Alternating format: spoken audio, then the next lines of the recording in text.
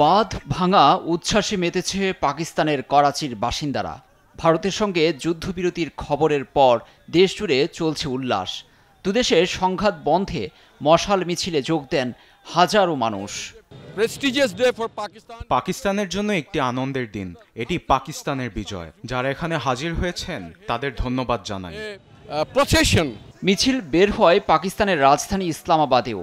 মিছিলে নানা শ্রেণী পেশার মানুষ সমবেত হয়। ভবিষ্যতে ভারত যদি আগ্রাসনের মতো দুঃসাহস দেখায় তাতে দাঁত ভাঙা জবাব দেওয়ার হুঙ্কার দেন অনেকে। পাকিস্তান যুদ্ধ শুরু করেনি, এটা আমাদের কাছে বড় কিছু।